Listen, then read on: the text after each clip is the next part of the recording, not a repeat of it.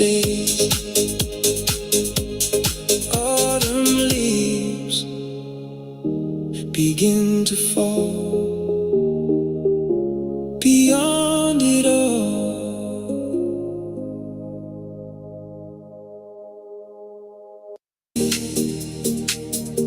calling out your name. Sad moonlight shines tonight on the memories I can't hide.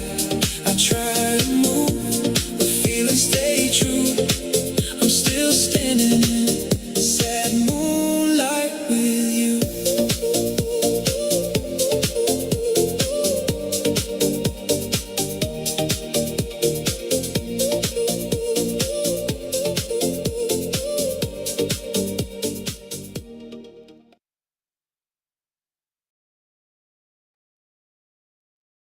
And welcome everybody. It's 7:30 right now.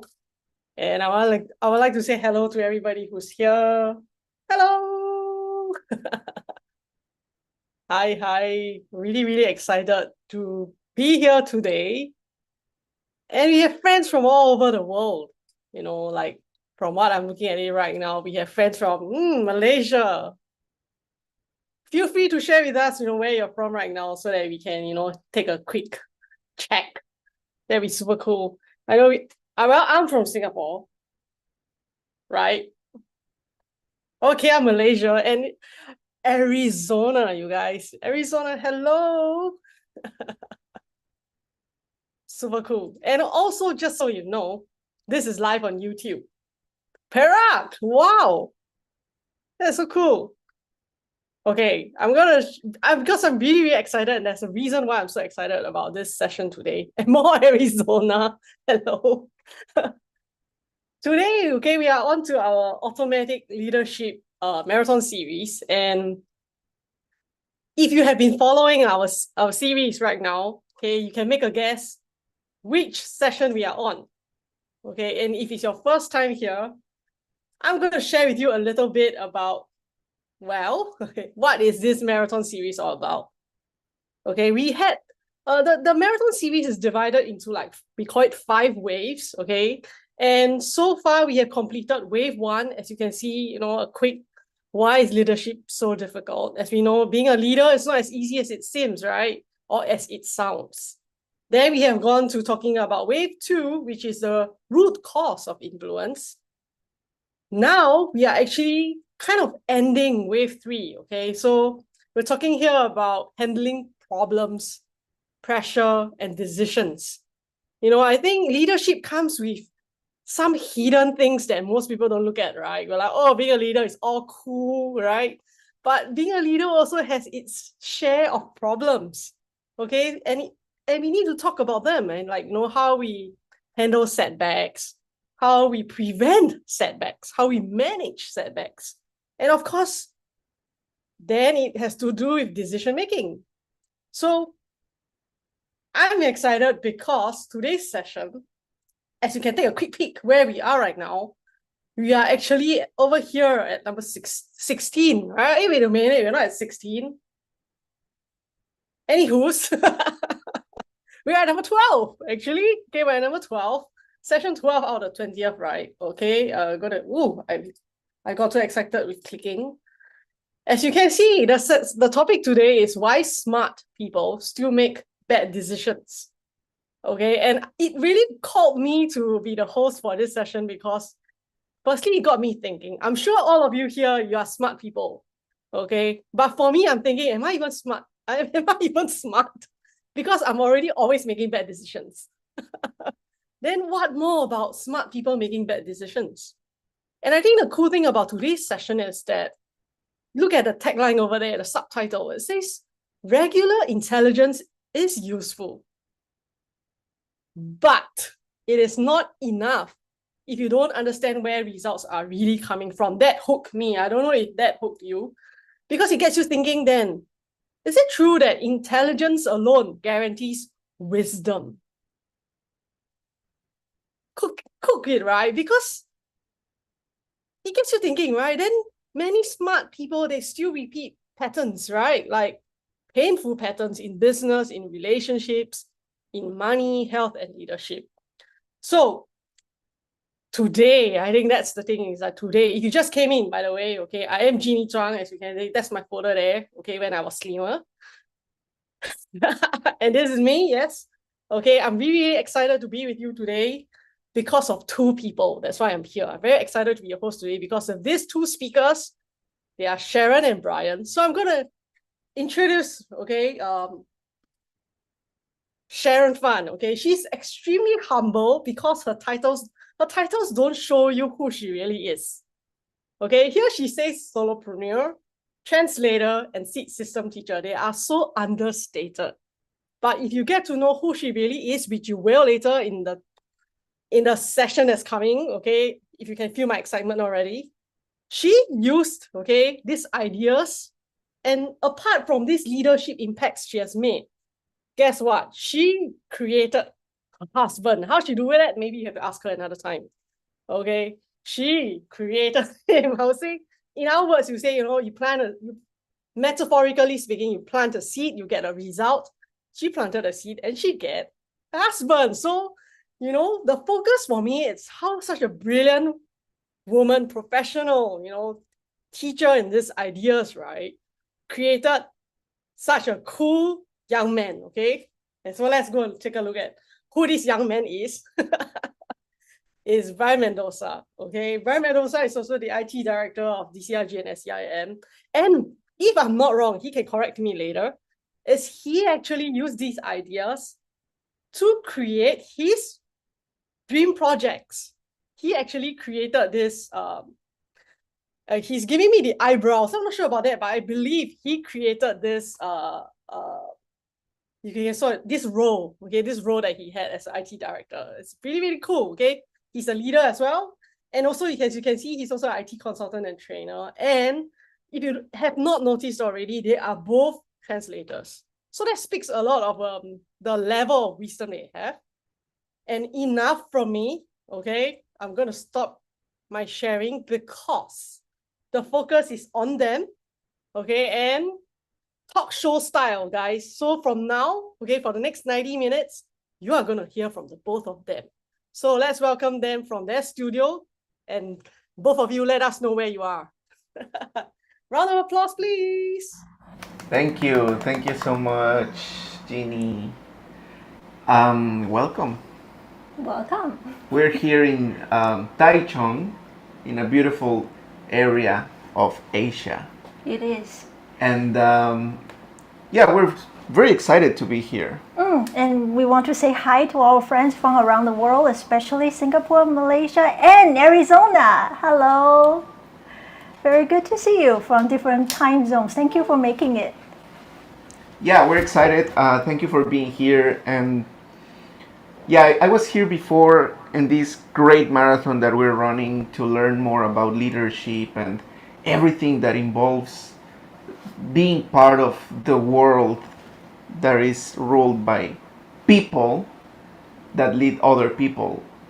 And the idea is that we learn what are the appropriate skills to become a leader, the kind of leader that actually will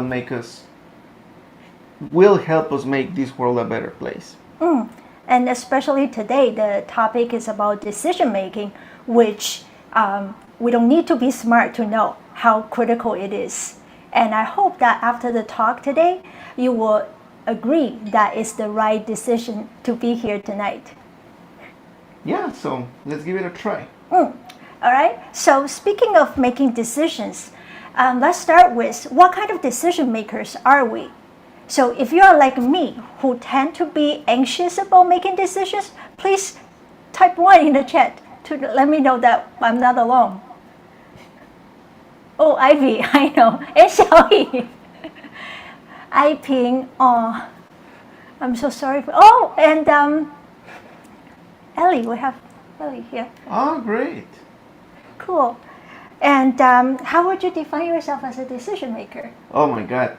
I would say that I'm trying my best to stick to my decisions, but I have to regret to say that I have made some very bad decisions. Oh. But it's not that bad, because I have also made amazing decisions, completely decisions that most of the people would say are wrong, but that completely changed my life. Cool. So that comes our first idea today.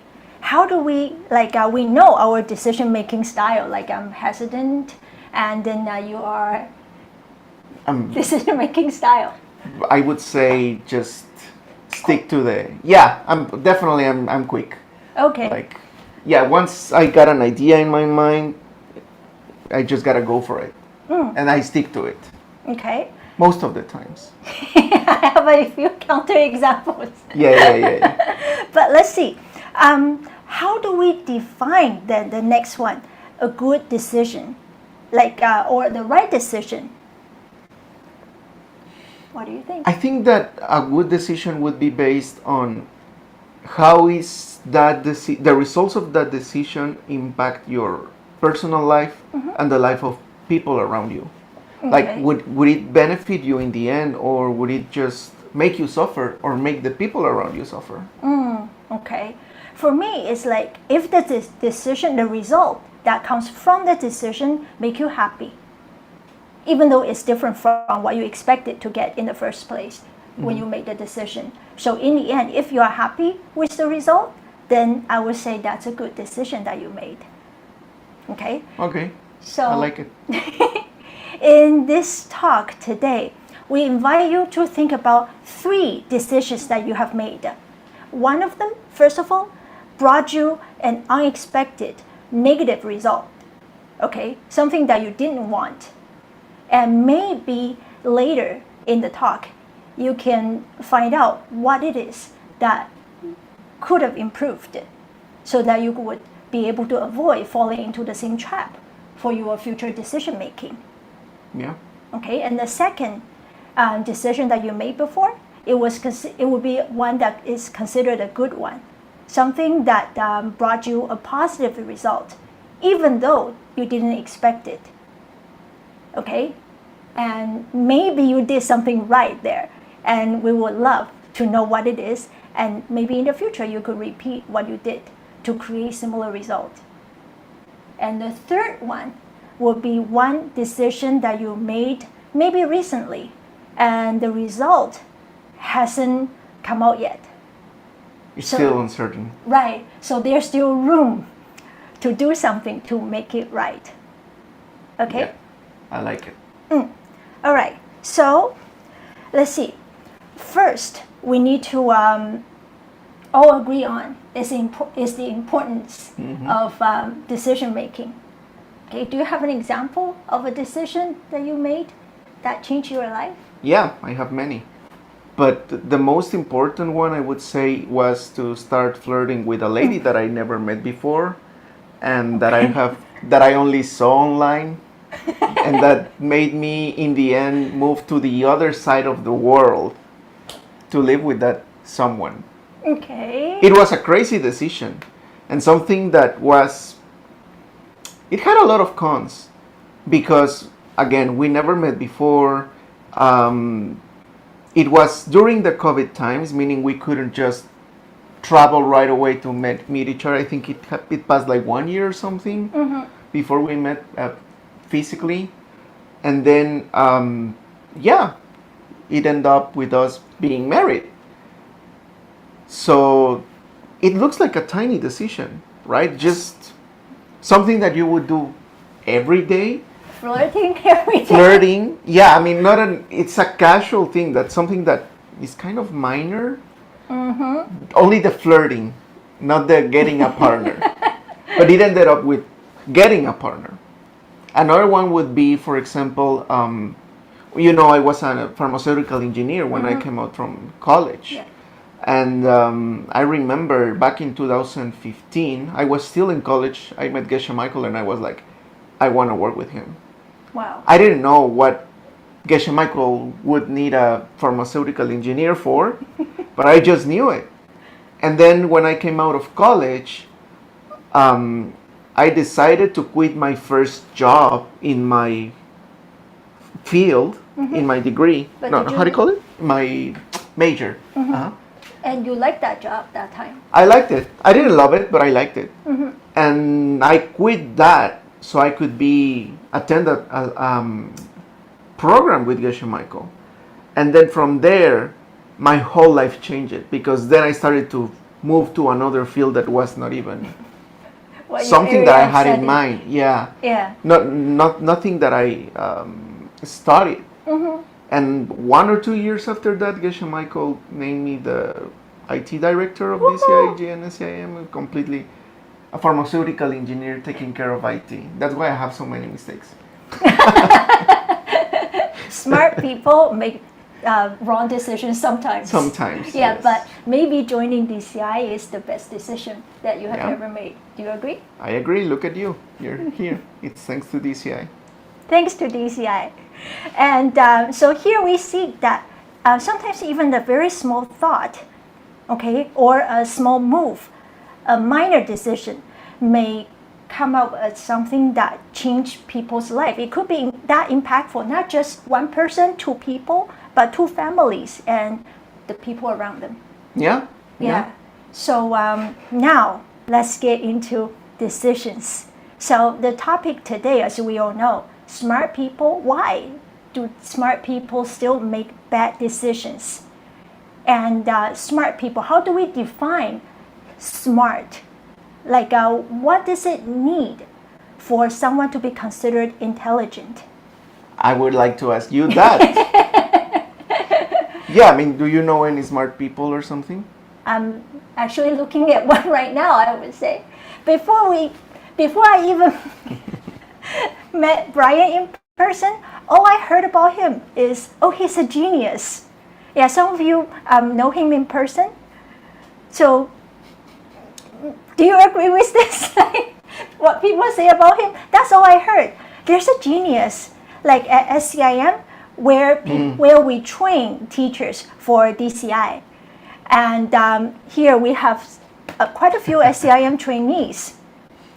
And we call him in scam. Okay, so usually we have to stay up until like midnight or even after midnight in my case to finish the homework. But Brian could work and study at the same time and then be able to wrap up everything and go to bed at what, like 10 p.m.? 11, yeah. No, not that early. Well, that's how the rumor goes. Yeah, that's the rumor. That's how rumor grows. And that's what I felt. All right. So, So, sorry, based on that, how would you define an intelligent person? someone who can finish tasks easily. Okay. Yeah, whatever that they get their hands on, they are able to complete it in a fairly, I would call it easy way, without too much struggling. I would also say that it's someone that is, and I'm not putting myself in that equation. I'm just thinking of my concept of someone Okay. who is intelligent. Someone that is knowledgeable and that they can easily grasp something, or that they That's a good are one. clever enough to use the knowledge they have to come up with an outcome. And I'm thinking of doctors, I'm thinking of lawyers or engineers, people that do amazing things. Nowadays we have even these social media people, but there are some that are not so smart, to be honest, and there are some that are extremely smart. You know, and I know one that particularly makes comedy, and you would say, how is that smart? But when you listen to his comedy and his comments, you can easily see how that person is very smart. Wow. So yeah, I would say that. And on top of that, and it goes from there as an extension, I will also say someone who can handle multitasking.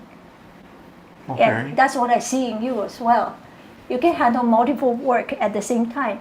Like for me, someone with regular intelligence, I prefer, and that's how I function the best, focus on one thing. So for our participants, please check on yourself.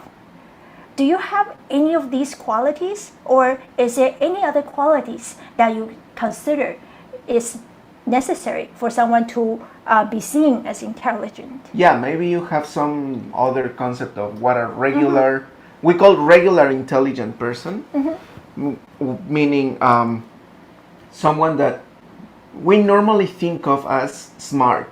And we call it regular intelligence because we're going to talk about something that we will define a deeper kind of intelligence.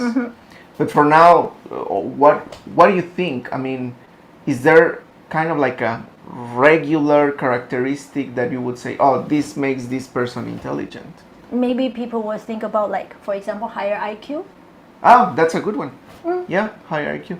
And also people with better education. And Ivy says someone who also has high situational awareness.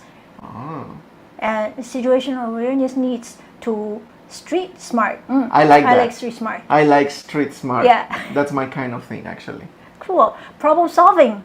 Yeah, that's a good one. Yeah. That's a good one. Okay. So as someone being seen as intelligent, okay, can you give us an example of a wrong decision? Oh my God. Just there's one. Yeah, well, I mean, there's one that I have that still today makes me suffer a lot. Don't tell me it's your marriage. No. Okay. I already count that one in the good ones. What are you talking about? No, there was actually, but it's related to our marriage. Oh. When we got married, we got a gift, right? And we got $10,000 or so. And then no long after that, somebody came and talked to me about a very cool system to create social media videos. The system is great, and I was very excited for it. It was very expensive, almost the $10,000, the program. And I convinced you to invest in that. And that was a very wrong decision, because the kind of content that we could have created with that was not related to the kind of things that we like to talk about. So That's true. it wouldn't perform the same. I mean, this program was designed to talk about topics like Netflix series or things like that people like in general. But we don't like to talk much about it. We like to talk about the kind of ideas that we find in DCI. And the problem is that these ideas cannot be shared the way that we learned there. So for me, it was a stupid idea. We lost that money, and I regret every day. We made that back, don't worry. Yeah, that's true. Okay, so here, that's another good idea that we could at least learn from this experience, that wrong decisions are the ones that if you were given a second chance, or if you had a chance to think over again, maybe you wouldn't want to do the same thing. And I think there's an important element here to keep in mind. Why did I make the wrong decision? Because my emotion was high. When your emotion is high, your intelligence tends to go down. Either if it's a good emotion or a bad emotion. When you're very happy and you're like, oh yes, this is great, we're gonna make it with this idea of creating YouTube videos, we're gonna be rich. Yeah. And then the intelligence starts to you start to omit the hints of, look, this is not really going to work for what you need. You kind of like become blind to them. And then the intelligence disappears and stupid decisions arise. So when we talk about humans, we have to cover the area of emotions. Yeah, That's a good one. So I can think of examples easily. Like when we get overexcited, sometimes we tend to jump into decisions without thinking clearly. Like, for example, ladies here. Okay, sometimes when we go to shopping malls or department stores, and then there's this music playing, impulsive buying. Our friend Jean just jumps in with the perfect way of putting it, right? Or I jump fast into decisions again, me too. Yeah, so sometimes we have to see that intelligence, like in Brian's personal example, and I'm sure that we can all come up with our personal examples as well, that intelligence alone is not enough to ensure that we make the right decision that bring us the results that we want to. So we have to consider the emotional factors as well. Okay. So the lesson here, don't jump into decisions when you are emotionally charged. Yeah. Okay. Either positive or negative, right? Because it could be Either the one. other way. Like, for example, when you have a fight with your partner, and then you're like, this is it. I'm tired of this. Divorce. And then you regret. Anger is a strong one. Yeah. Yeah, very powerful Not emotion. necessarily anger. I mean, could be frustration, could be sadness, could be anything. And from emotion, like we see intelligence not enough, and then intelligence and then emotions. But what you were saying just now reminds me of another aspect, like personal qualities. For example, being patient and impatient. What kind of people tend to make better decisions? What do you think, everyone? Well, I would say probably patient people tend to make better decisions. But that's because patience helps with the emotional control. So it regulates the emotion, right? And we said it, the higher the emotion, the lower the intelligence. And it goes both ways. The higher the intelligence, you're more capable of regulating your emotions. That's why we see some very successful people, they are mostly emotionally stable, calm, peaceful most of the time. Yeah, more stable. Yeah. Yeah. So And now that you're talking about the levels, there's an example in DCI system about a car and turning the key. Do you want to talk about that?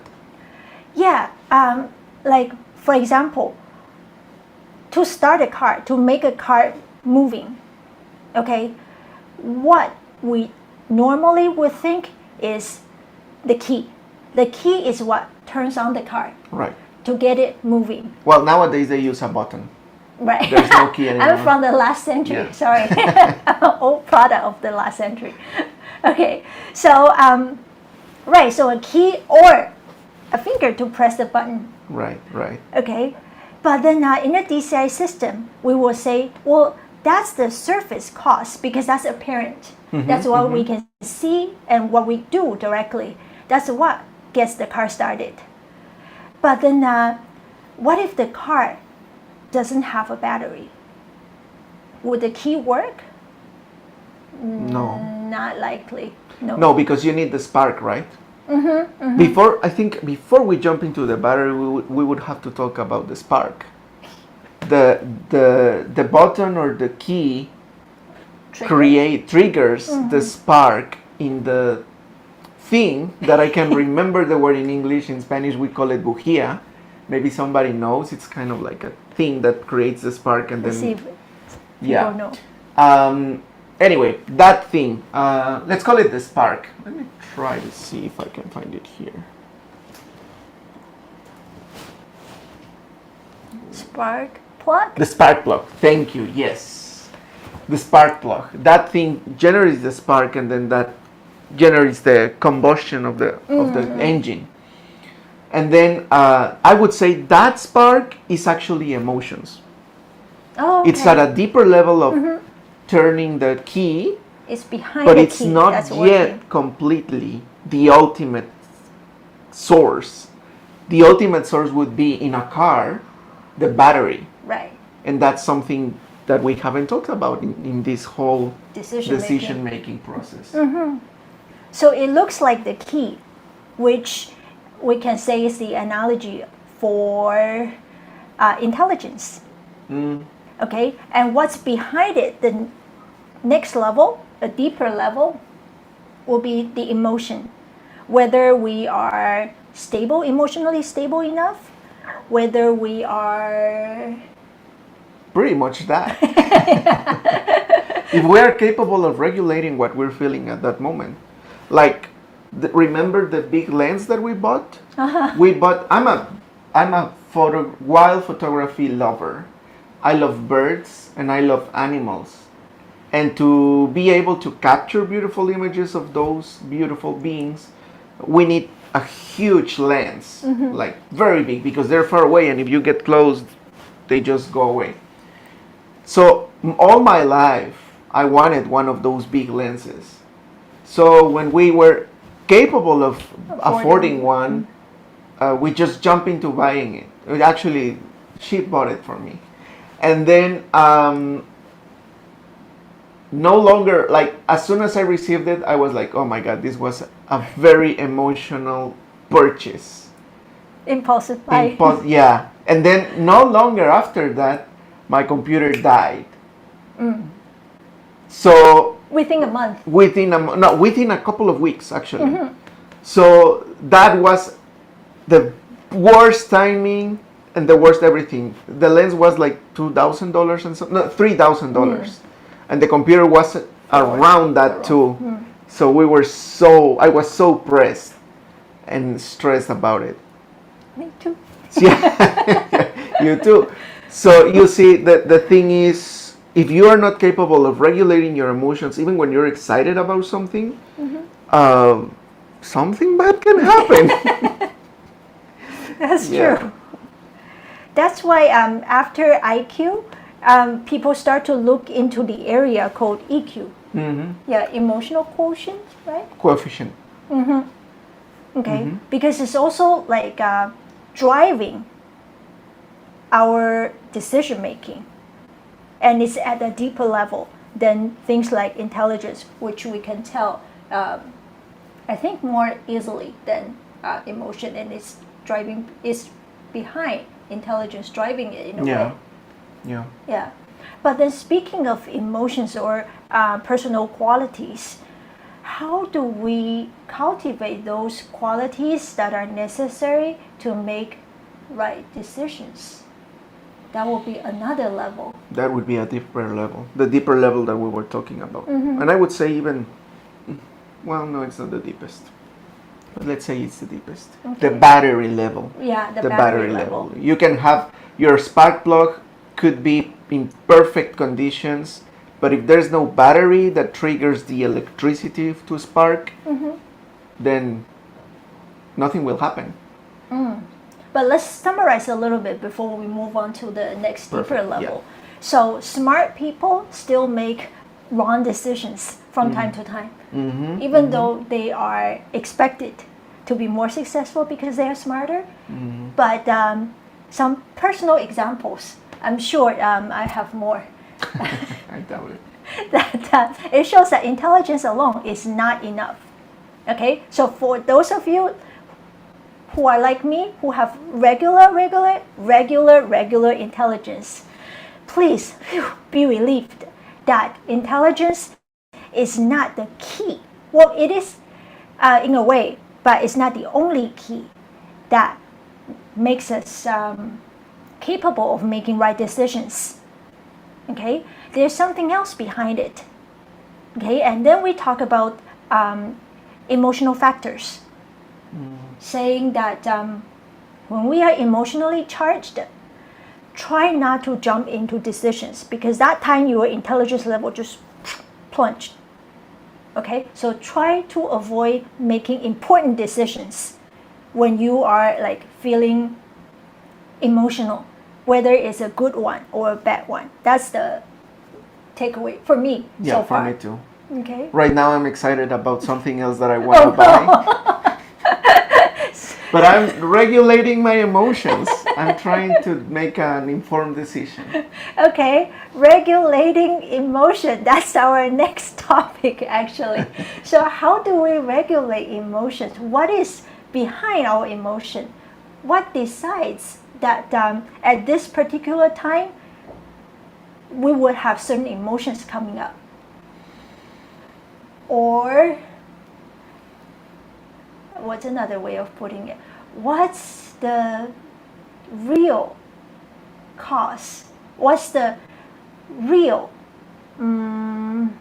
intelligence, the kind of intelligence that we need to make the right decision?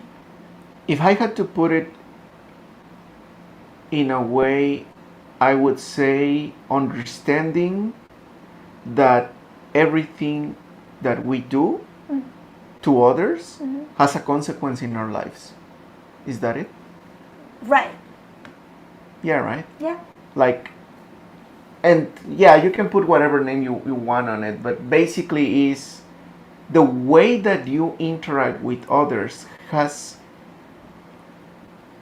a reflection in your life, and that would make things in your life to work out or not.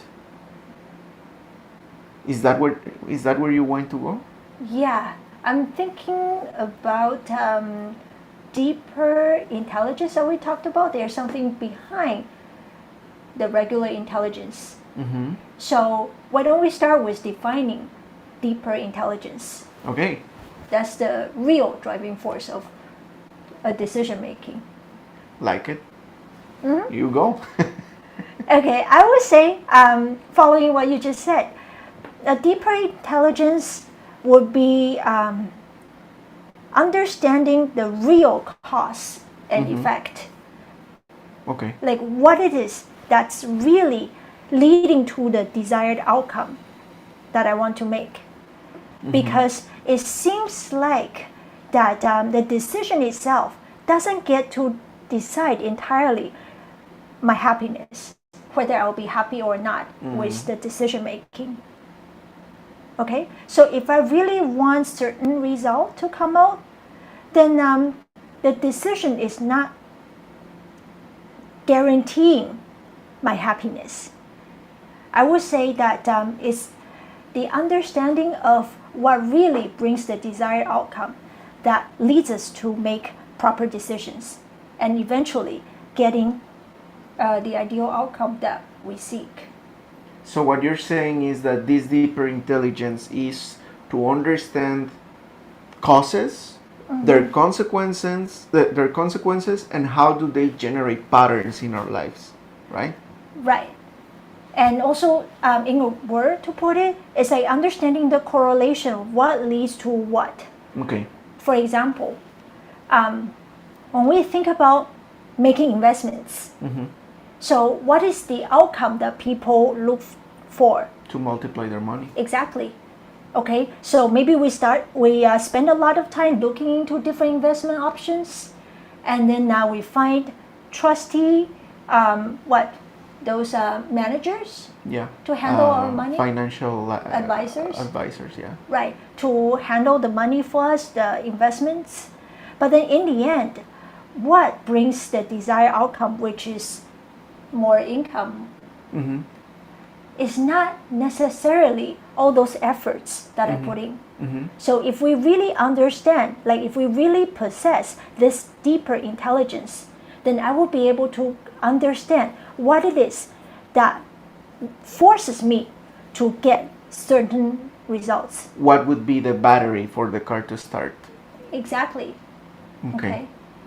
And something peculiar is that in English there's a saying, you reap what you sow. Right? So the result will be the same as the cause. So then what you're saying pretty much would explain why some smart people have the pattern to actually make wrong decisions over and over again. Apparently, right? Like it doesn't matter if I decide A, B, or C, the outcome will still be something that makes me unhappy. Could be. Regardless of how smart I am. Right? Yeah. So, what would I have to do to change the cause? Right? To get a different consequence. Well, depending on the consequence, like the example we were saying, if the desired outcome is more money, then those with deeper intelligence, they would know the real cost for getting more money. And based on the English saying that we were referring to, you reap what you sow. We can know that there's this correlation. If we want more money, then the cost that it comes from would be sharing more money. We have to give first in order to get that same thing back and more.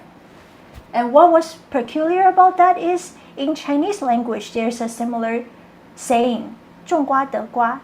It also says that we need to plant the same thing in order to reap.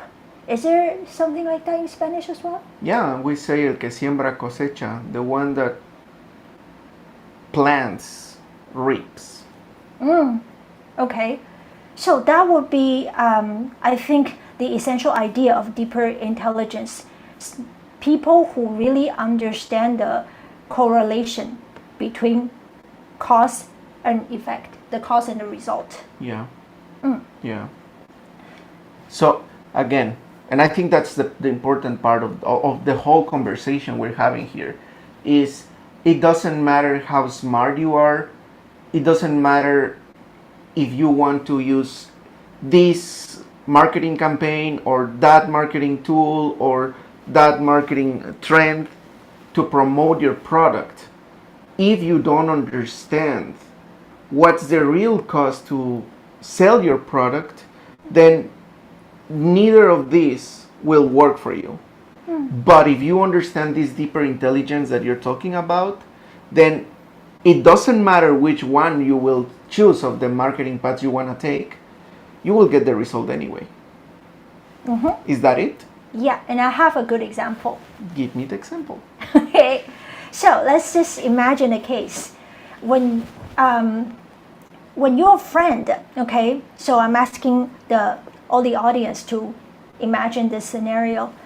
So when your friend is telling you that she's seeing someone, okay, and then as a friend you will want to know what kind of person, what kind of guy that she's seeing, right? And she says it's someone more than 10 years younger, okay, and also is someone who is from a completely different culture. He's from another part of the world, and also someone who a different culture and also speaks different language. And she is falling for that guy and asking for your opinion. What would you say, like using our regular intelligence? Run away. That's people Pretty with much. normal regular intelligence would suggest their friend, like true-heartedly, like to be true, Yeah. right? When I think about it, also thinking like, oh no, that's wrong from the beginning. Yeah. Yeah, and then later, well, you told your friend to be careful because you are a nice person. Yeah, but then a few months later, she comes to you and say, guess what? We are getting married. Are you crazy? And imagine, is he genuine? Is he for real? Is he for real? Yeah. Yeah, he's for real. This is a real case. And guess what? That's us. Yeah. Brian is 11 years younger. We are from very different cultures. Yeah. Mexican and Chinese. And also we speak very different languages. And after we met for the first time, we decided to get married. Yeah, it was crazy. Unexpected. Right. So why? Like a leap of faith. How do we jump into that decision? I wouldn't call it that. No? No, for me it was like, this is it. You were This sure? is the right thing. Yeah. Okay. Well, I have to brag here. I think for me to arrive at that decision is because of the deeper intelligence. Because I know a happy relationship, a happy marriage doesn't depend on the differences that we have, however many. Like in Chinese, we have a saying, 门当户对. Like we are supposed to marry someone or find someone with similar background. Okay, that's more assuring for a lasting happy relationship. Okay. True. But and you're saying something important. When you work at the level of the deeper intelligence, there's what we call a sense of intuition. Like, I like it's that like word. you got the feeling of this is it. This is the right way to go. You know? And that's what I felt with you. Yeah. Honestly. That's why as soon as we were in the airport, I was on my way back to Mexico, and I was like, no, this doesn't have to end. This has to keep going. And I was like, yeah, this is the right thing to do. Why wait? Why wasting my time? Right? Maybe my plane crashed on the way to Mexico or something. You know, there's a lot of things going on in the world. We can be gone like this. It's true. I'm sorry. I know it's kind of hard, but it's true. Why waste my time when I can be learning from her, when I can be sharing my life with her? And it was just kind of like a feeling. And the same thing happens with many other things. And eventually, if you work at the level of the deep intelligence, even bad decisions can become something good. For example, the lens. The big lens. Tell What us happened more. with it? You tell us. Well, now Brian is using that lens for a much higher purpose than the original intention. Yeah, it is now used for work, and not just for work. His job, as many of you know, is the IT director for not just one organizations, but then Well, I help with IT in other organizations. yeah. I'm not the director. okay, your support with IT, with their IT, to broadcast classes and making them available around the world, anywhere in the world. You will be able to join those live classes thanks to the lens. The lens, yeah. We're using the lens for some of those programs to broadcast in better quality, a higher distance, something that was not even in our radar. Not at all. And it ended up helping a lot of people. I would say which- thousands for each program, Yeah, thousands and- of people around the world. Correct. And that's just because our deeper intelligence pushed that kind of very nice outcome out of this compulsive purchase. So, at the very beginning, remember that we invited you to think of one bad decision that you made before. Okay? And the takeaway from this is it doesn't have to Stay that way. exactly. Okay? Maybe it was bad, it seemed bad for a moment. Okay? But now we see that a good decision comes from deep intelligence that has to do with knowing the true cause of the result, and also I think a sense of serving others Yeah. when you make the decision, even though it may seem wrong. So the takeaway from this is you can break the bad patterns every time you make a bad decision. You can break the bad pattern if you work at the deeper intelligence level, at the level of the intelligence that understands causes, conditions, consequences, and patterns. I like it. Me too. So it sounds easy, this deeper intelligence. It's just like know the real relationship. Sing makes sing, right? You reap what you sow. So like for example, in a marriage, if I want companionship, I want someone to keep me company. That's what I see in a good marriage. Then I give the same thing. In order to reap this, then I plan it first by keeping someone who wants the same thing company. Okay, if I want to say make my investment decisions profitable, then I need to Help others to make money, Make make more money. money. Yeah. keep their money. Yeah. And also it will even elevate the decision making to the next level if we can always bear in mind how our decision may benefit others or may be of service to others. Yeah. Because like in order to get what we want, we have to give it to others first, right? So if we always bear in mind the service here, like how can I use my decision to serve others, then we will know better like how to plan it. Now, all of this sounds cool. but I'm here to listen to a leadership program. What does that have to do with leadership? Well, leaders, as we know, are most likely the ones that make decisions. Mm-hmm. And those decisions affect a lot of people. Mm-hmm. Even like a mom at home. I wouldn't say even. I would say especially. Especially, the most important right. leader in the world, the mom. Exactly, because when we think of leaders, we usually think of business leaders, but you could be the leader of a family, Mm-hmm. or a leader in school, in a class, Yeah. right? It doesn't matter the scale, as long as you have the intention of taking someone or a group of people to a better place.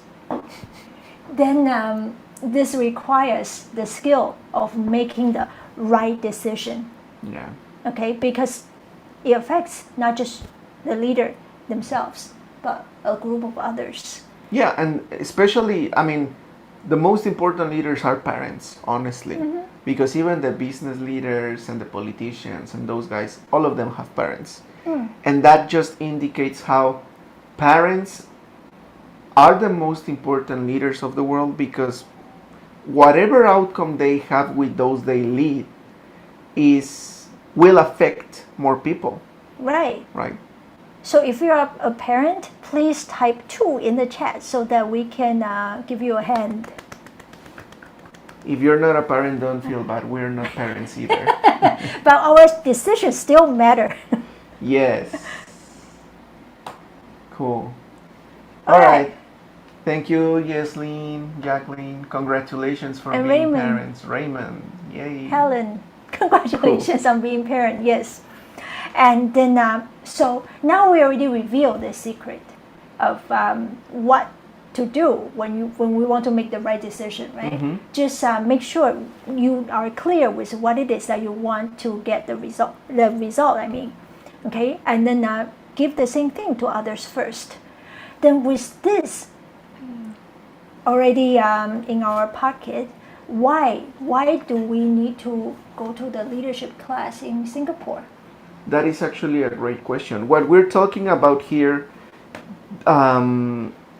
pretty much is setting the ground to have a successful result on the program that is coming up in Singapore. I was going to say September, but it's Singapore, the word that I was looking for. In July. In July, yeah. Because the things that we will learn in Singapore are the actual deeper ideas on on how you build leadership from zero to the To super, hero. yeah, To to hero. super leader, yeah, from zero to hero. And the idea is we are not going to learn the regular intelligence or regular causes for leadership. We're going to be working at the deepest level here, the level of understanding what are the causes, conditions, and consequences that will be involved in the whole process of me becoming a natural leader. And when I say natural leader, I don't mean someone that has naturally the leading skills. I mean someone that people will naturally feel attracted to follow. Especially parents is here. Can you imagine what if Your whenever teenager. whatever you say, your kids will just say yes, mom, right away, or yes, dad. Especially when they're teenagers. Oh my God. I was a pain in the ass for my parents. Oh, sorry. For my parents in my teenage years. And I think I still am. So, Not just to your parents. I'm sorry. that is so mean. Yeah, so pretty much we gotta learn how to work with these deeper causes. And that's what we will learn in I keep saying September. In Singapore. July. In July in Singapore. Yeah, but I'm not thinking about the month of the I'm Yeah, switching Singapore the is word September. Singapore for September. I don't know why. yeah, for Singapore, it's 12 practical tools that will guide us on the ABC to work on the deeper causes for leadership. You know, and actually in the program there's a beautiful example that I love, which is either people follow you because you force them, they don't follow you at all, or they naturally follow you. And there's one more, but and that's the kind of thing that I would like to feel. I don't know if I ever told you, but when I was in college, people used to call me Crazy Brian. Yeah. Yeah, because I was so wild and crazy. And then using this system, that completely changed. And some of the people that are still in touch with me after all these years, they have a completely different concept of me. And that's something very beautiful to watch. And that's thanks to the kind of tools that we learn in DCI level 8. Right. And, sorry. Go ahead. No, I was going to say, I wanted to say, there's something more special about this particular level that is going to happen in July. Geshe Michael, who is the founder and CEO of DCIG, is going to teach this leadership level combined with another level, which is the innovation level. So he's going to create this kind of, how do you call that, mixture of the great skills you can have as a leader, but also combined with how can you become an innovative leader. Wow. That's something that is going to be interesting to watch. I'm looking forward to that, really. Me too. Yeah. Okay. And I would say that even with the secret ingredient now to boost our deeper intelligence, but we still need to try. And by trying, I mean now we know about how to plan it to make it happen, right? Still try your best to plan it to be able to go in person, because knowing is one thing. We still have our old pattern, our old habits pulling us back. So if we can spend more time, really dive into those deeper ideas, we can build our deeper intelligence faster. And that's helping us with our regular intelligence as well. Yeah. And if you're in the verge of thinking if it's a good decision or a bad decision to go, I can tell you it's going to be a good decision. But if not, you can turn it into a good one with what you will learn in the program. Exactly. And not just this particular decision, all the decisions that you made in the past that is still haunting you in some way, like, oh, I shouldn't have done that, or I should have done this or that. Okay, so imagine you could erase that part from your mind by applying the tools that you will learn in this upcoming level in Singapore. So, what else can you tell me about these whole patterns of decision making? Like, can you share some examples of good decisions that you have made or bad decisions? Like you were saying, not decisions themselves are not bad, like eternally. They can change. I like that word. Yeah. Yeah, they can change. I like that. So nowadays, when I make decisions, to be honest, I'm much more relaxed because I know that, like the saying goes, the end will justify the means, and the decisions that we make are just the means. That is so slithering. But then in a good way. Yeah, okay. Okay, so depending on the end result that I want, I can plan to make it happen. Okay. Right? So it breaks the pattern that we used to think about things. Like we used to grasp, like what I want, for example, in order to make money or increase the income, then I probably would think about getting more jobs. Or asking for a raise. Things like that. Done all of that already. Me too. Yeah. But then the thing is, they may work, or they may not. Or they may not work. Yeah. But with this deeper intelligence that you can focus on what it is that you want and then help someone getting it first to plan for your desired outcome to happen, then for me, I'm much more relaxed. Yeah, because there's a short way. Otherwise, the world will be in chaos. Like we were saying, you reap what you sow. If that wasn't the case, the world will be chaotic. There's this natural, I would say, new pattern that we can try to develop. Yeah, so in a way then decision making is no longer decision making.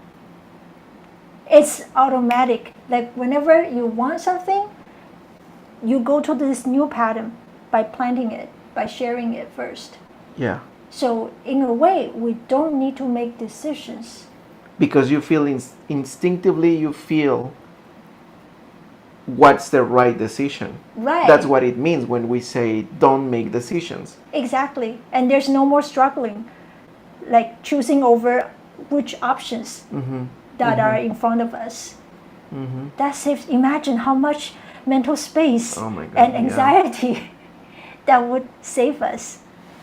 It does save it a lot. You know, a lot of stress. And how can we use those mental not extra, the ones that we freed up? No, it's extra because you didn't count on it before because it was and that's the part that we have to keep in mind. That energy, all that emotion, all that energy, all that stress, all that time trying to make a decision is time that is already allocated in your life to make those decisions. So when you start to understand this deeper intelligence, this deeper way to do things, it becomes extra time and energy in your life. Because you no longer need to. It looks like it's something that you already had, but not really, because it was allocated to do something else. Yeah. So it's like this whole AI thing coming out recently, right? Like we had to take certain time to write an email, for example, and it takes you that much time, and it will for years, hundreds of years, many people died wasting a lot of their time writing messages for someone else, and now they can do it in a second. That's a great example. So it looks like it's extra time. Well, I mean, it looks like it's not extra time, but it becomes extra time when you think that way. And this is the same. You're no longer allocating time for decision making to struggle, the pros and cons, and then the cons of the pros, and then the pros of the cons, and all this complex matrix of decision making that we actually do in our minds. What a relief. What a relief. Yeah, life would be so much easier Yeah. if we have this automatic decision making system Yeah. built in our mind. And then as a leader, then you can allocate that time to take better care of the people that you have to lead. Right. Yeah, because a lot of us may feel like restrained by our energy, limited time. There are some things that we could have done better, but we cannot. But now we have a system that allows you to do whatever that your mind comes to. Whenever you can think of it, you know the right way to do it, boom. Yeah, you can make it happen. So I think the mental space, the energy can be spent on higher things, on how to serve better your team or your family. Clients, if we're talking about a business person, right? Right, yeah. That's time that you can spend thinking about in what ways can I improve my business or my family, or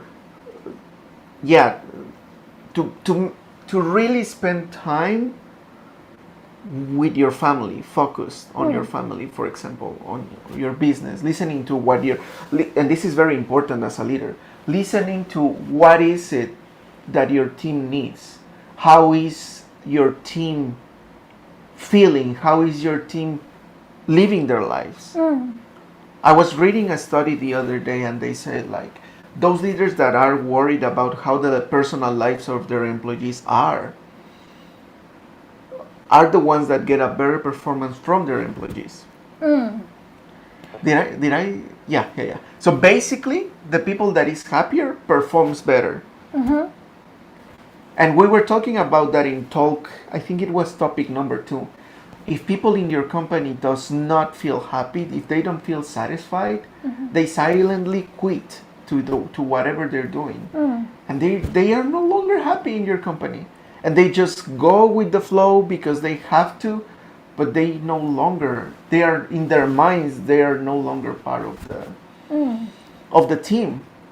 That sounds like a psychological factor, but Yeah. actually that's an outcome of using the deeper intelligence. Exactly. And it's also related to how much time do you spend thinking of decisions that you could be allocating on how to take better care of people. Yeah. Yeah.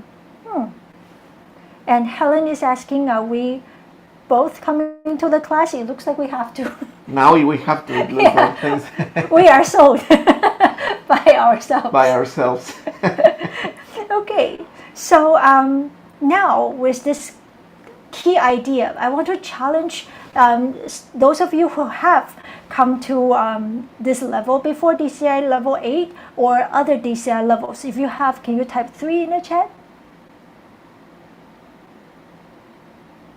Oh, Kai Chi. I'm sure Kai Chi has been to pretty much all of them, right? And Kat, I Ping, Helen, Angela. Yeah. Cool. Okay. And Raymond as well. And Jaslyn. Okay, so for those of you, okay, I want to challenge you. When teacher Lei Hong, hello. Okay, so in DCI level 8, there's a very deep idea that I'm still contemplating right now. What we were saying is that deeper intelligence involves knowing the real causal relationship, okay, between what leads to what, or what comes from what, okay. So in DCI level 8, where we talked about leadership, there's something.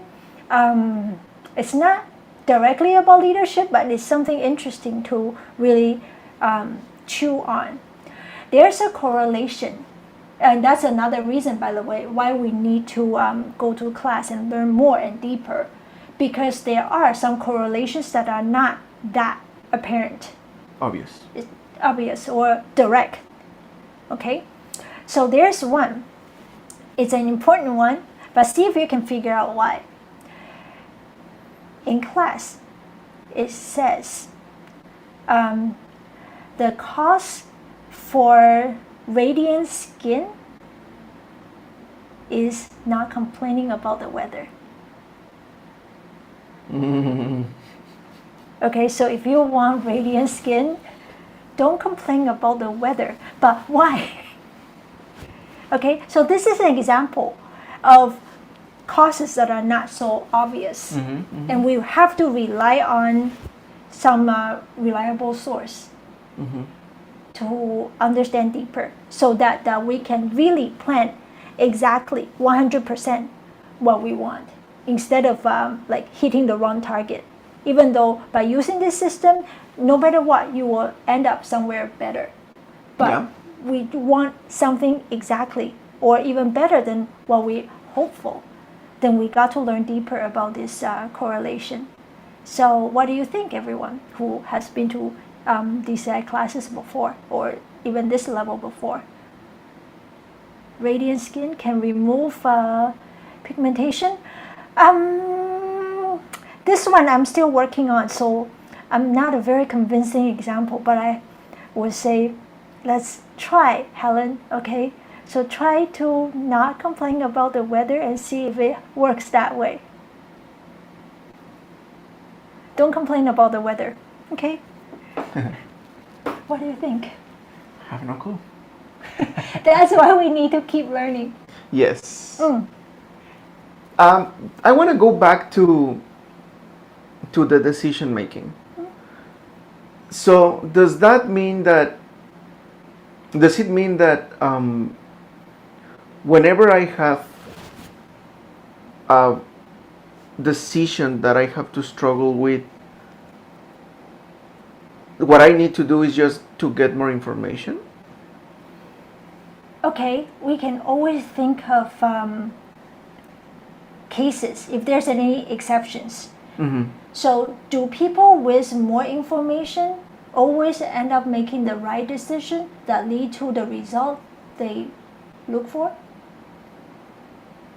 That is a good question, because going back to the example of the lens, I spend a lot of time checking on different lenses, and I ended up with the decision, right?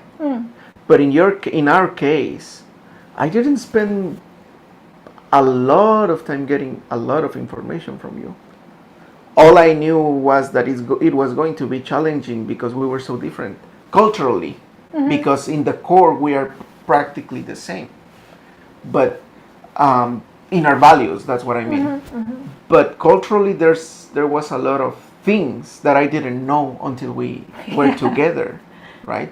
Like there was this time that we had a fight because I told you something like your house, and then you were like, oh, okay, this is your house, or something like that. I don't remember exactly how it went, but you took it as, when I said your house, as I was taking myself out of the equation and that we were not sharing.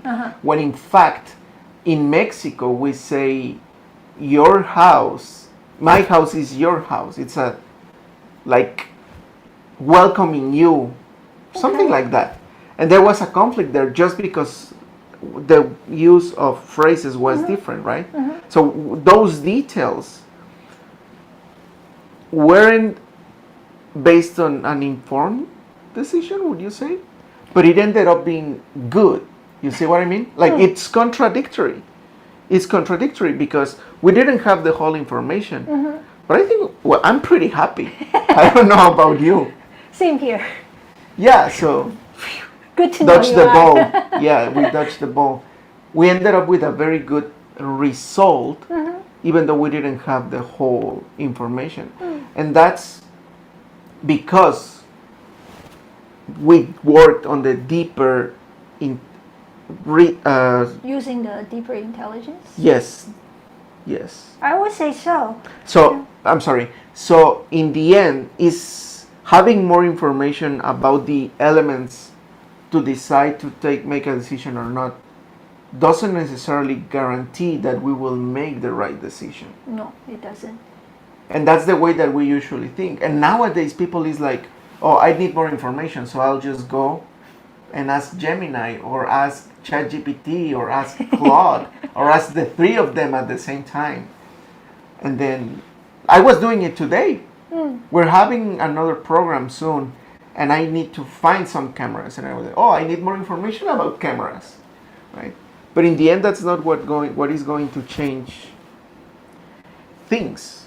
That's a very good question or observation.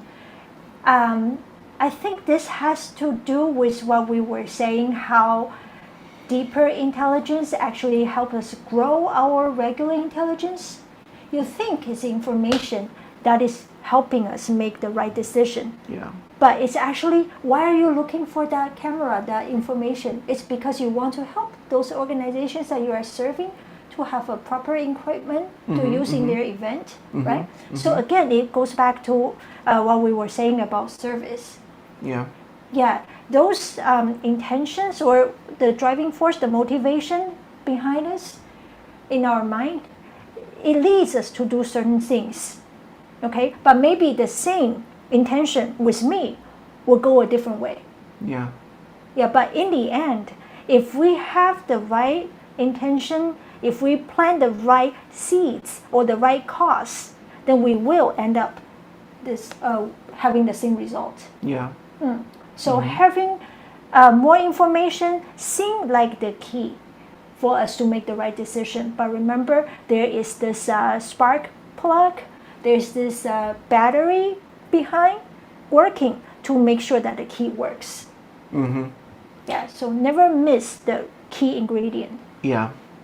And you said something very important, which is, in fact, cultivating that deeper intelligence, meaning working hard on understanding better what consequences generate what results.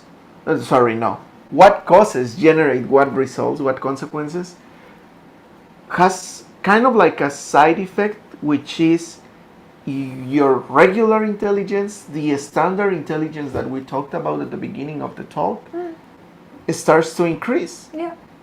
You become more, you have more information because of the intention to Yeah, serve. and you understand it. That's more important. Yeah. Because I mean, look at a lot of people nowadays. We have at the reach of our thumbs all the information in the Yeah. world. But having all the information in the world and understanding that information is a completely different thing. And understanding what to do with that information is a completely different thing. Totally, yeah. So, working on that deeper intelligence brings up the intelligence Yeah. that gets more information, handles the information, knows what to do with the information, Problem solving. and makes the right decision Exactly, yeah. on what to do with the information. Because I could understand it, I could know how to work it out to do something, but I could use it to do stupid things, like hurting others. Yeah. But if I understand the deeper intelligence, I feel like it's impossible that we make well, not really. Wrong. Like the misuse of regular intelligence. And I can imagine how that would put us into a upward spiral. Yeah. Yeah, because if we have improved our deeper intelligence, we start to make right decisions, and that brings our desired outcome, then we will be able to help more people, serve more people, really work to take them to a better place. And that allows us, like we were saying, more mental space, more energy to do more things for others and to make better decisions and to maybe learn deeper and grow our deeper intelligence even deeper. Okay, so even if you have come to many DCI levels, like for example level 8, I think I've studied it more than 5 times in official DCI programs, DCI or SCIM programs. And every time I'm able to find something that helps me deeper my understanding. Yeah, so even if you have come to DCI level 8 before, like Brian was saying, this time the lead teacher, Geshe Michael, who is also the author of all the DCI courses, he's going to combine in a new element. Yeah, to take us deeper. So please join us in July, Singapore. Yes. And I would like to thank you for this great talk. Thank you. It was interesting. It is. All right, so let's wrap up. Yeah, let's wrap up. Yeah, we are good with time. So what would you say? Any concluding note? Well, I would just say it is important that we cultivate a regular intelligence, because in the end, that also helps. It's part of the conditions that we need for causes to create consequences. So it is important. It's not that we are leaving it behind or we are disregarding it. We're just saying you need the key, but you also need the spark plug and the battery. Exactly. Good one. Yeah. And also work on your at your emotional level. Understand when you are being too emotional to make a decision, and when you are in a good balance of emotion and intelligence. What about you? I would say that why do smart people make the wrong decisions? Maybe we are misusing our gifted regular intelligence. Like for example, intelligent people, they may think this is the right way of doing things. What they are doing, like to get more resource, to get more information, to do things faster, they think they are using their intelligence the right way. But if something doesn't work 100%, maybe it's time to look for something else, something behind it that's helping us really to get what we want. Okay, so the real way to use our regular intelligence is to keep trying to find if there's some real cause that works 100%. So DCI level 8, not just DCI level 8, but all DCI teachings is working to help us build that deeper intelligence. So I really hope that we will see each other, not just online in this marathon event, which is wonderful. I hear a lot of great teachers giving excellent talks, very insightful. But then if you have learned something from this series of talks, then from DCI level 8, there's much deeper ideas to explore. And feel free to share these talks. Okay, actually, I encourage you to do it, and I request you to do it. This whole marathon there's a lot of effort behind it, and it's it is for free, and there are great ideas, and these ideas could help other people that are close to you. So don't just let it hang in the internet and get lost among all the information that we find online, but make it available to others. And that will help your own deeper intelligence too. And by the way, how do you know when a deeper intelligence is the right deeper intelligence that you have to be cultivating? Oh, actually, that's something I was thinking just now. Yeah. I would say that deeper intelligence always relates our decision, whatever decision, big or small, to others. Yeah. Yeah, if I'm thinking in line of how can this be of service to somebody else, then we are thinking in line. We are using our deeper intelligence. How can I use this? How can my decision serve others better or serve more people, especially the ones that I'm leading to a better place? I would say on my side, I would say the way to choose what's a proper deeper intelligence would be, if this that I'm doing, somebody does it to me, how would I feel? If I feel happy, probably it's a very good deeper intelligence. If I would feel unhappy, then maybe I wouldn't want to go there. But anyway, this is it for us. Thank you for hosting with me, and this talk show. And thank you so much for all of you for being here. And I want to pass it on to teacher Jin Shuang. And Thank you know you. what? I'm not letting you go off easy. Okay. No, you're gonna stay for another 15 minutes. You know why? I mean, I like it. before we go into Q&A, right? And before we jump into some questions that I have, after listening to your talk, it was really, really fun. Why don't we take a group photo now? Now that everyone is still here with us, okay, let's take a group photo together. Cool. Yay. Everybody's doing this, so I'm gonna do this too. Please let me know when you're done. Oh, thank you so much, IP. Okay, yeah. So we caught a group photo already. We're good. Okay. Cool. Yeah, we're good. So, I mean, both of you, right? We have question. There's one already. But it got me thinking, and if it's okay with you, I would like to join in your talk show for a bit.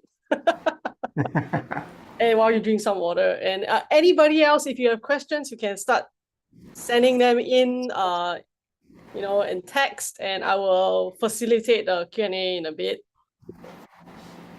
Okay, before we go there, I actually want to talk a bit more about leadership.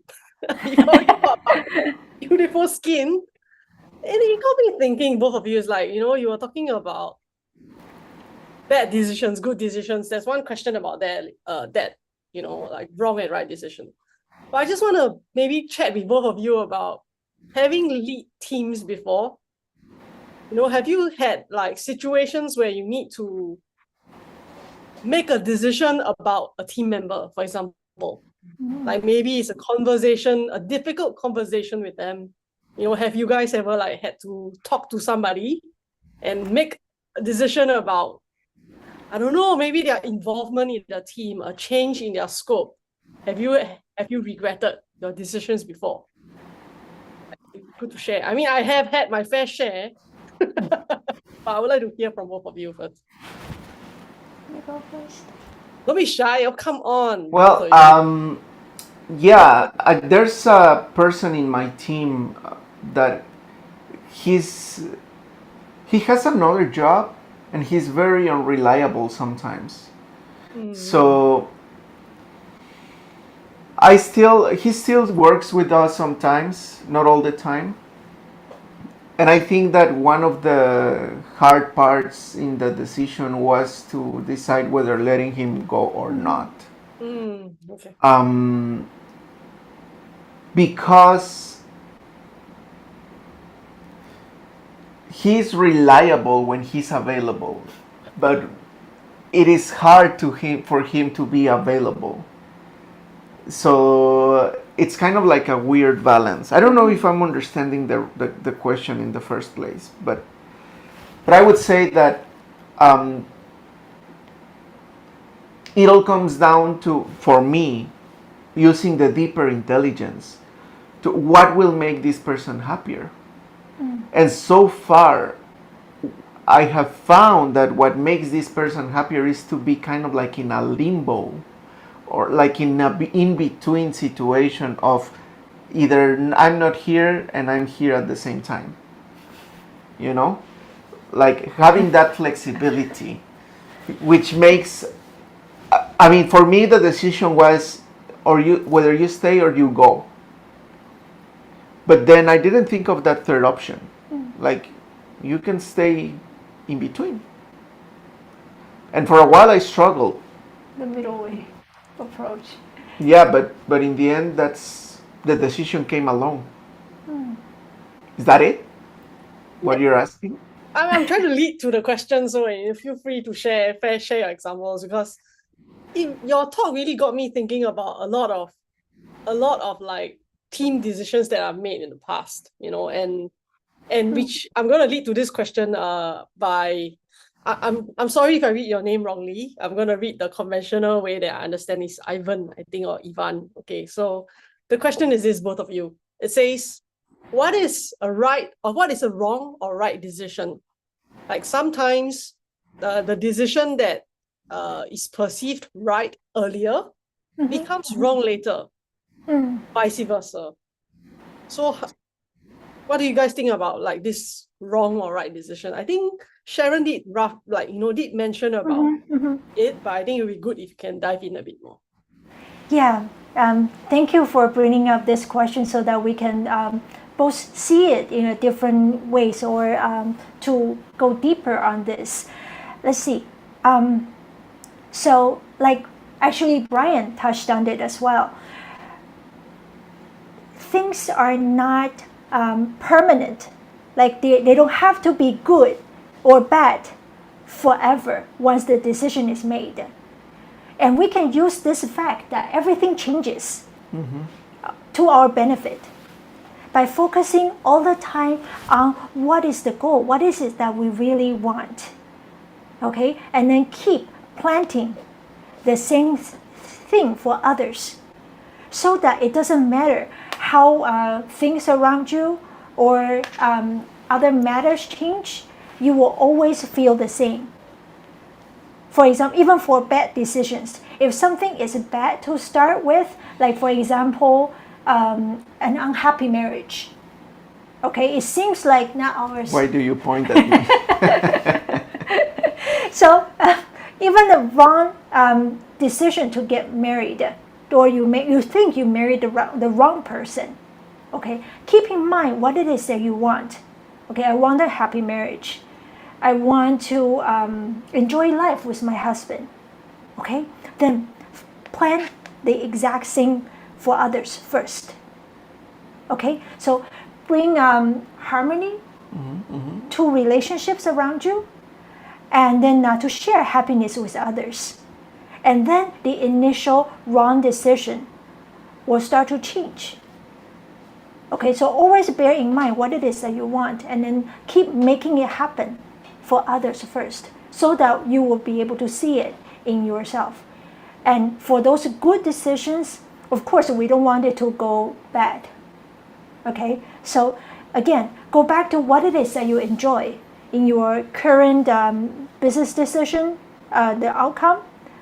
And like, for example, profitable projects or business ideas. Okay, keep doing, keep working on the real costs, so that you will continue to reap the same results. Okay. I would say what makes a decision good or bad would be the outcome. How would that make you feel happy or unhappy, or those around you happy or unhappy? In an ultimate way, a good decision would make everybody happy. That's what would make a decision ultimately good.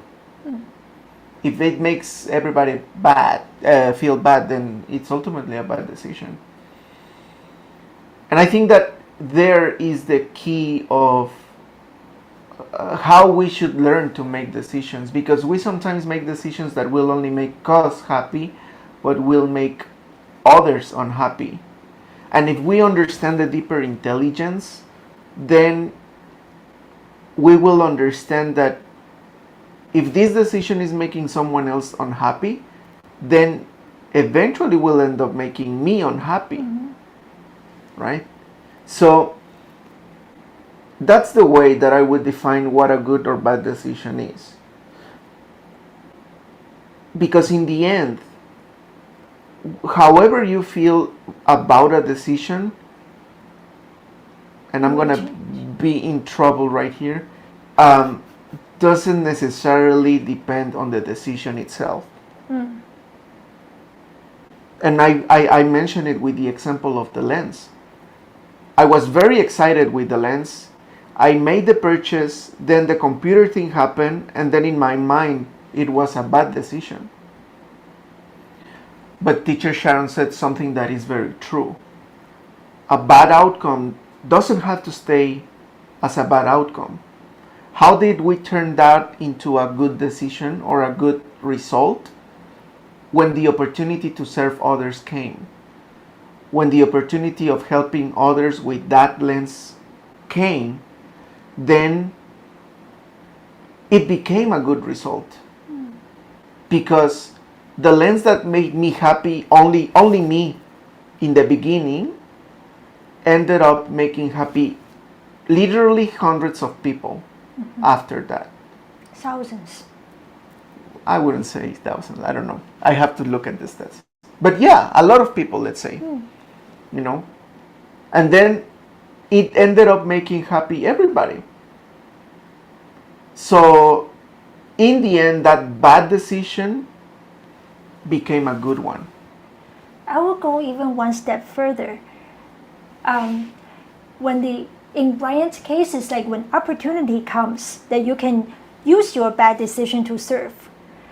What if we purposely create situations where we can use our bad outcome to serve?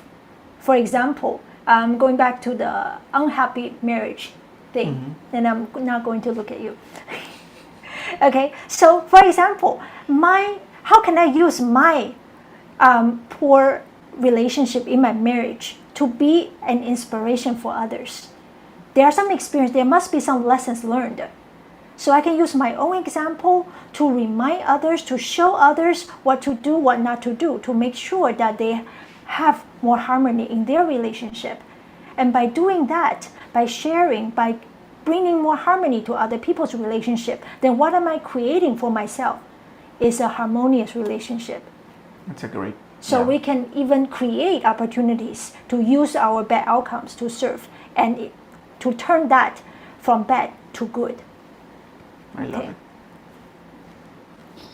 I'm going to jump in right now while you guys high five each other. We have two guests who have your hands raised, but hang on there for a bit, okay? Because like from what I hear, it's like personally, I'm not comfortable with like, labels of good, bad decisions, you know what I mean? Like it's good, it's bad, it's wrong, it's right. It makes you very nervous, I feel. Right? It's like, then which decision, at this point when I make a decision, I think it's a good decision, right? But somebody else thinks it's a bad decision. Then 1 month down the road, my was good decision became a bad decision. Then 5 months later, it became a good decision. You know what I mean? So Yes. it's kind of, I think it's for us to all cook it. I think it's very important. Like what you brought up, let us think about, how or who's looking at the decision depends on two things, I think. You can correct me if I'm wrong. It's like one is your intention, because you kept mentioning the word serve, which I would like to explore later, okay? Because not everybody would like to serve, I'll be very honest. Yes. Okay, like, the whole idea of serving feels very lofty for some people. But the second thing you seem to focus on is like the outcome, in the sense of, is it for a bigger good kind of thing, right? I don't know, like it serves more, like you said, your lens was initially for yourself, and then eventually it became something that helped a lot more people, and more people were happy rather than just you alone. Yes. Right. I think that's something I would also like to explore, because sometimes it's so difficult to think of other people first. Usually I tend to think I make decisions for myself. Yeah. So I think, but your answer is really cool, and I hope it helped Ivan. It was a really, really cool answer. Thank you, both of you. And I would like to, Pei-Ling has her hand up, so maybe if you have a question, Pei-Ling, you would like to unmute yourself and ask the question, please. Yes, thank you. My question to Brian is, what do you deliberately ignore when making a major decision? That's a good question. Wow. Do you have something to say? You go. I don't know. Tell me more. Tell me more. They say you are genius, so I want to learn from you. I want to Don't believe everything you hear. I want to explore what is your decision-making mechanism. So Okay. there are too much information, but what do you deliberately ignore when doing a major decision? Wow. I think it has a lot to do with how do I think this is going to impact my life in the next few years? And I'm talking about big decisions, because small decisions, maybe in the small ones is where I make more mistakes. But in the big ones is where I say, how is this going to impact my life? How is this going to impact my parents and my wife? And based on that is that I come up with decisions. I wouldn't say that I make the right decision all the time at all. I make a lot of mistakes. I'm sure of that. But in my heart, I think that the outcome is always trying to get the best for the people I love and the people around me. Like there was a time when I had a job in which I wanted to quit for a while. And one of the reasons I didn't decide to quit was because I knew that if I left, most likely the people in my team would lose their jobs. So I didn't quit because of them, to protect them. Now, I'm not advising anybody to do that, because it's not like something that everybody would like to do. I'm just sharing my personal experience. And I gotta say that it did change. It did make a change because I wasn't staying in an unhappy situation just because of me. I was doing it for somebody else. Yeah, that's it. Cool. Oh, Brian, Yes. I didn't get you.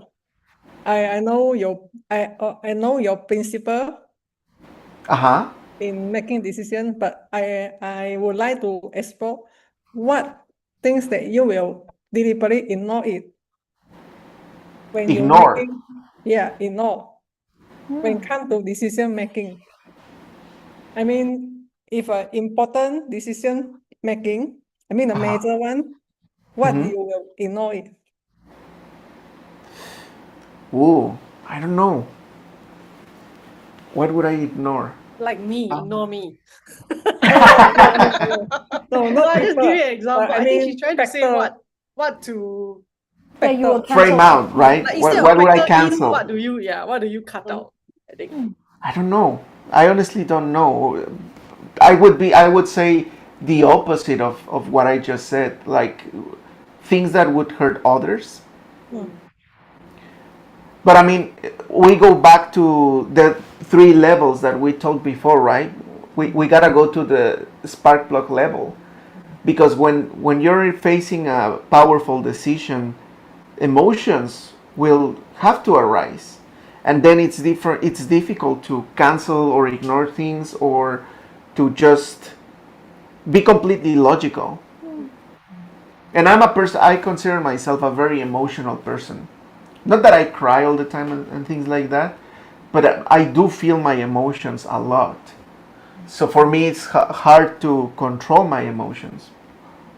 Uh, so I wouldn't I wouldn't tell if I ignore things or cancel things automatically.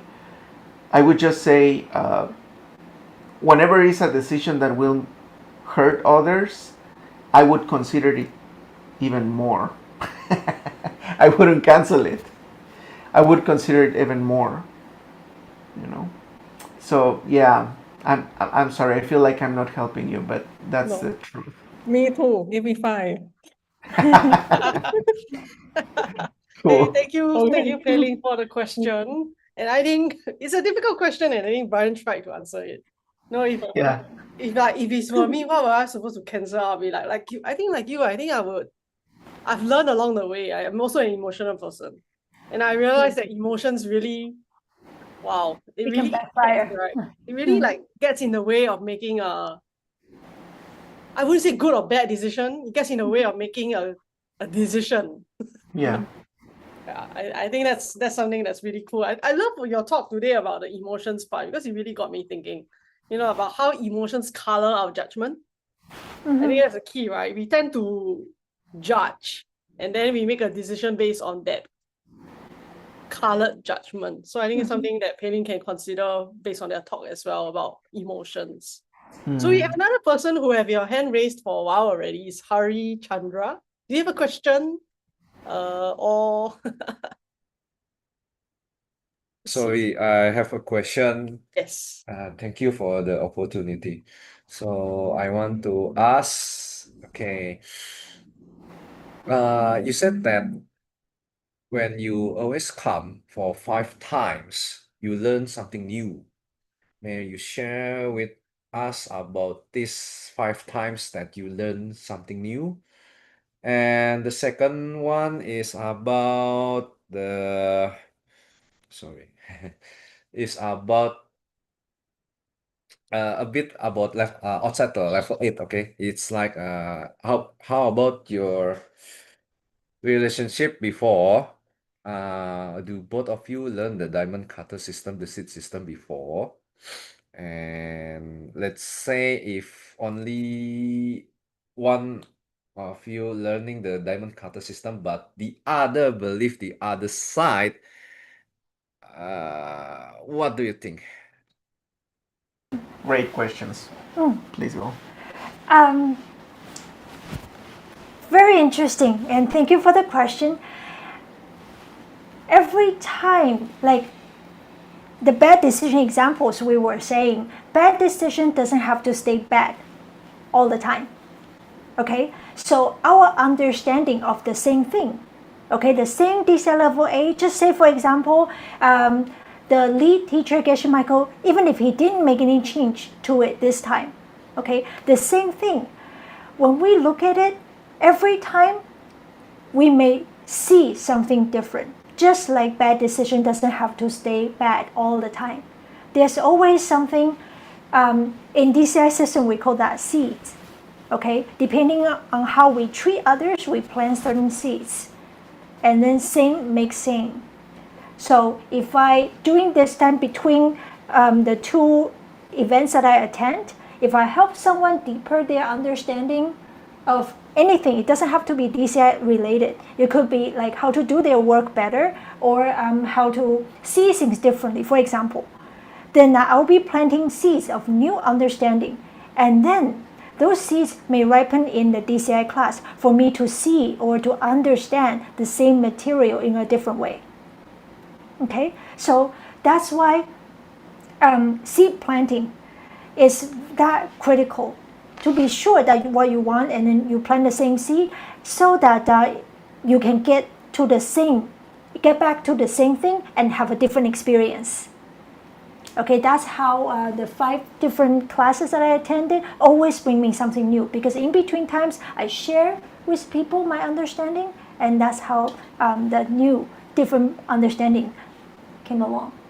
Yeah, and I would say it kind of adds up to it. Even in the regular intelligence, if you read one book and then you read it again, you kind of get new ideas related, right? But new.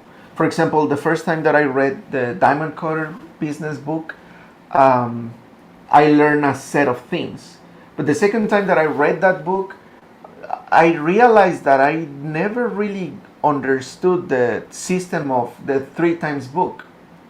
So, I mean, I read about it and I was like, oh, that's cool. But then I didn't grasp how important it was, that practice, until I read it the second time. And it is also related, in this particular deeper intelligence, is related to sharpening your mind.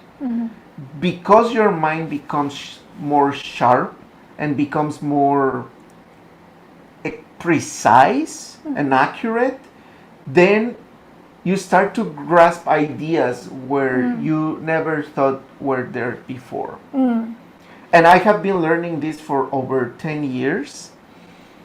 And of course, in these 10 years, my progress of learning has been deeper and deeper in many fields, deeper, you know. And then when I read back the basics, I'm like, oh, so this that is in the basic book is related to the deepest book. And then it has been there all the time. I just didn't know that it was a more profound and advanced planting technique or something, you know? So that's how you also relate to coming back to the basics, or coming back to the same level over and over, brings you deeper understandings. And for the second question, what if just one of us learns the system, right? That would be something very interesting, because the system says that we are planting seeds by how we treat others, right? So even if someone doesn't understand about these principles, the whole idea still work on them, just like gravity. Okay, so wherever we are on this planet, we drop a pen, then it will fall on the ground. Okay, so even if, let's say, only Brian learns about the C system and I didn't, the reason why we would have met and then get married and have a happy marriage is because both of us have created happy relationship for others. So even if only one person has learned it, then the other person, that person, I would say, can manipulate the marriage in the way that he would like it to go. Like, for example, making me do the dishes all the time because he knows how to plant seeds to make that happen. Okay, so the one who really knows about the principle can guide the relationship in the way that they want to better navigate their relationship. But I gotta add something important there. It's not I wouldn't use the word manipulation, but because it sounds like something negative. But the idea that teacher Sharon is sharing is, yes, if you know the seed system, you can switch to a relationship that you want and like, but the outcome, only if it is based in this system, will only make every party happy.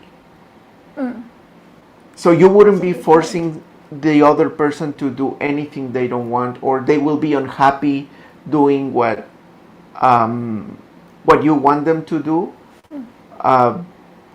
This system only works if everybody's happy. Otherwise, it wouldn't work. Otherwise, it wouldn't be the system. If somebody is unhappy, then you're using something that is not this system. That's what I can say Something about needs to it. be fixed. Yes. Yeah. But in a way, teacher Sharon is right. If you learn how to plant seeds, then you will get the relationship that you actually want to have. But it's not like you are forcing someone to do something that they don't want to do. Now, how would our relationship be if one of us didn't know the seed system? This is a very interesting question because it relates to the topic today. It's not a coincidence that teacher Sharon is a very good teacher on this system. She's a way more experienced teacher. I don't even consider myself a teacher, but she has a reputation and everything as a teacher. It's not a coincidence. I planted her this way. I created her this way with deeper intelligence.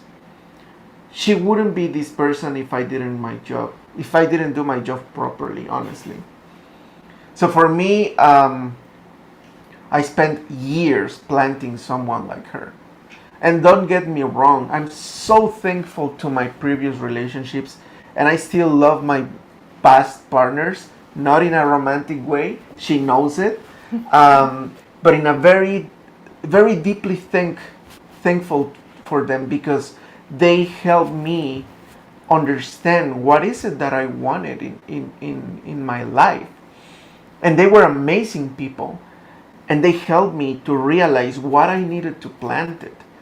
And the main seed for me that I wanted to plant for a partner was that she knew and practiced this system with me. Funnily enough, the seed to plant a partner like this is to strengthen your deeper intelligence. If you work on your deeper intelligence and you meditate on the good seeds that you plant to strengthen that intelligence, you can have as an outcome a partner that puts into practice these ideas. So that would be the way for me. I want to quote very quickly what another senior teacher in the system says when someone asks him, well, that teacher is a European. For those of you who know, that's teacher Peter. And someone asked him, like, you are a European and there are way fewer seed system practitioners in Europe than in Asia. And then how did you plant a partner that studies the same thing as you? And he said, where's your partner coming from? In the seed system, we know that your partner is coming from you. Then if someone or something that is coming from you, how can it be different from you? If your partner or someone in your family has strong objection to what you are learning or what you think is true, maybe check yourself. Maybe you are holding some conflicting ideas. Okay, that's creating a partner or someone around you that thinks differently or thinks against your belief, what you believe to be true. Okay, so we can always find the answer in our mind, in ourselves.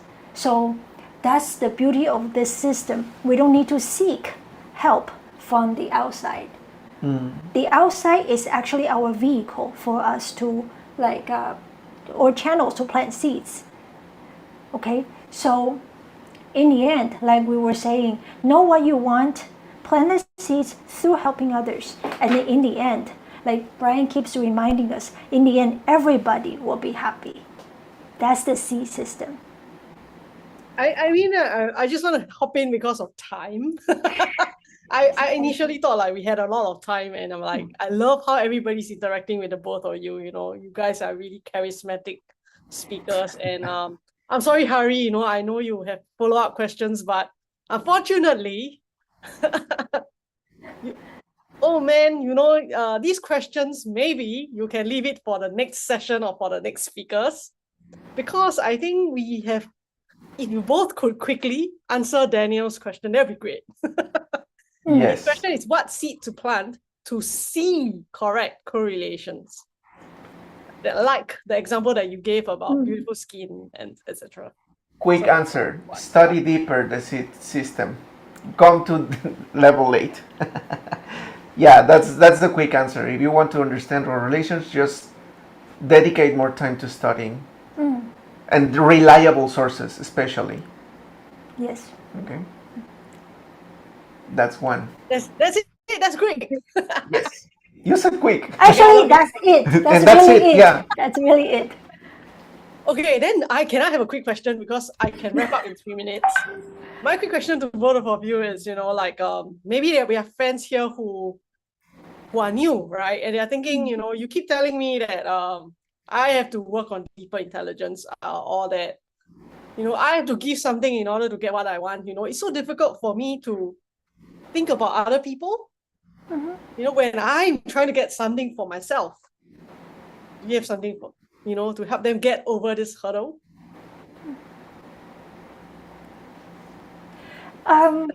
Yes, to start with, it's difficult because our primary focus will be on what we want, right? But again, write on it. Don't just stop there.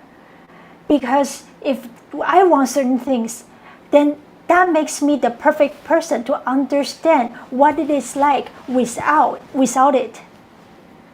Okay, so write on our own desire or our focus on what it is that we want. Because if we know the only sure way of getting what we want is to help others get it first, then smart people, intelligent people will know that's the right investment. Because if we don't break through this how can we say it, barrier or between me and others, if my focus is still on me, then I'm still playing with chances. Sometimes it works, sometimes it doesn't. Okay, so knowing that this is the sure way, okay, and I know the pain of not having it, that makes me the best candidate to make it happen for everybody. Remember, everybody includes me.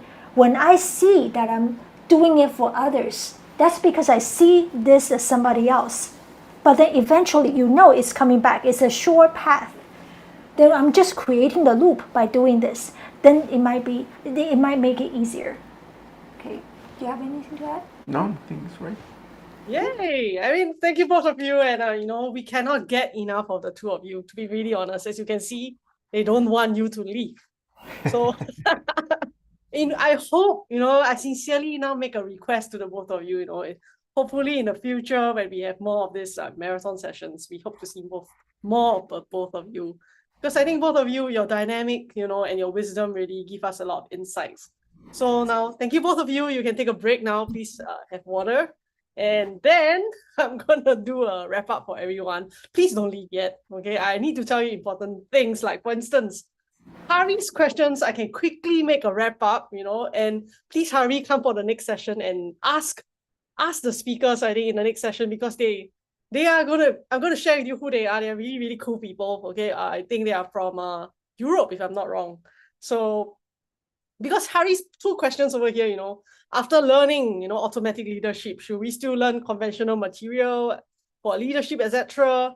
I think that's what actually Brian mentioned earlier. Even after learning the deeper intelligence, it's still important to have the regular intelligence, because the deeper intelligence is what makes the regular intelligence works.